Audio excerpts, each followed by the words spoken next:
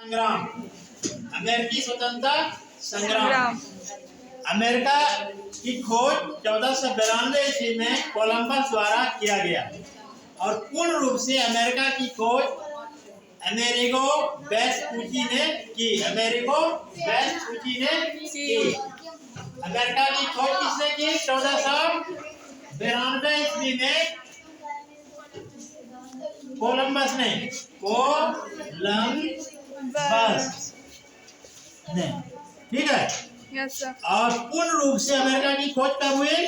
1498 ईस्वी में। 98 ईस्वी में किसके द्वारा? अमेरिगो वेस्पुची, अमेरिगो वेस्पुची द्वारा। Yes sir. ठीक है। हाँ सर। अमेरिगो वेस्पुची द्वारा पूर्ण रूप से अमेरिका की खोज की गई। इसके पश्चात ब्रिटेन वहां पर व्यापारिक संबंध अपने स्थापित करने लगा। ठीक है। व्यापारिक संबंध स्थापित किया और धीरे धीरे उन्होंने अपने 13 उपनिवेश स्थापित किए। कितने? 13 उपनिवेश स्थापित किए और उपनिवेशों में अपना कानून उन्होंने लागू किया। और इन उपनिवेशों में जो 13 उपनिवेश थे, गवर्नर जनरल ब्रिटेन का होता था। ब्रिटेन कौन होता था? ब्रिटेन का गवर्नर जनरल होता था। इन उपनिवेशों में 13 उपनिवेशों में अधिकतर लोग कहाँ के थे? अंग्रेज थे। वे अंग्रेज वहां कैसे गए थे? क्योंकि इंग्लैंड में कैथोलिक को राजधर्म प्राप्त था और प्रोटेस्टेंट, दो समुदाय थे, कैथोलिक और प्रोटेस्टेंट। कैथोलिक को राजधर्म प्राप्त था और प्रोटेस्टेंट जो है बहिष्कृत था। प्रोटेस्टेंट को कोई संरक्षण नहीं था। ठीक उसी प्रकार से एंग्लिकन मत और प्यूरिटन मत दो तरह के लोग मानने वाले थे। एंग्लिकन को संरक्षण प्राप्त था, लेकिन प्यूरिटन को कोई संरक्षण प्राप्त नहीं था।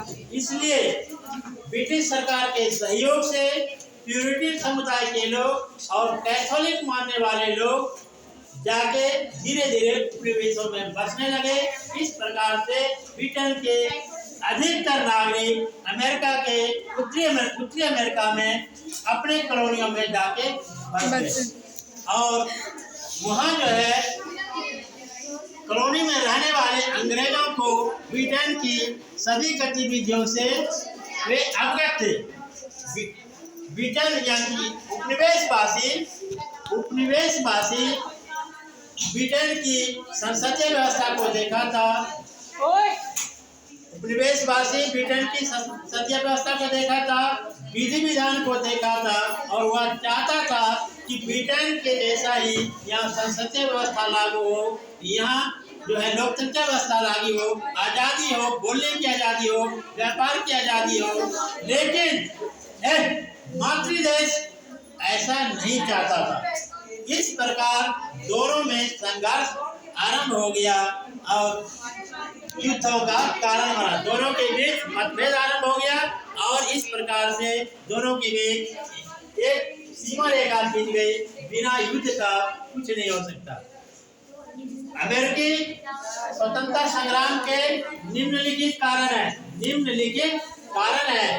पहला है उपनिवेशों में राजनीतिक स्वायत्तता का अभाव। उपनिवेशवासियों को हमने बताया आपको, उपनिवेशवासियों को कोई राजनीतिक अधिकार प्राप्त नहीं था। दूसरा है भौगोलिक दूरी। अमेरिका यानी उत्तर अमेरिका और ब्रिटेन अटलांटिक महासागर के एक दूसरे छोर पर बसे हुए थे। दोनों के बीच की दूरी 3000 किलोमीटर थी लगभग।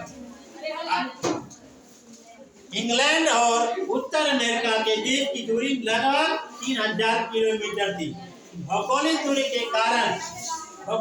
के उपनिवेशवासियों को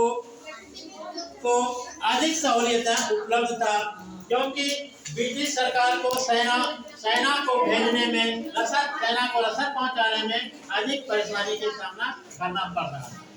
नेक्स्ट है आपका धार्मिक एवं सामाजिक मतभेद।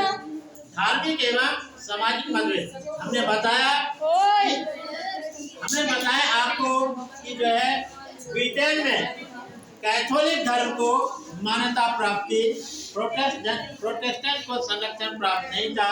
कैथोलिक वाले प्रोटेस्टेंट से घृणा करते थे, एंग्लिकन वाले यूटी से घृणा करते थे। इसलिए ब्रिटिश वासियों और उपनिवेश वासियों में काफी मतभेद था, सामाजिक एवं धार्मिक मतभेद था।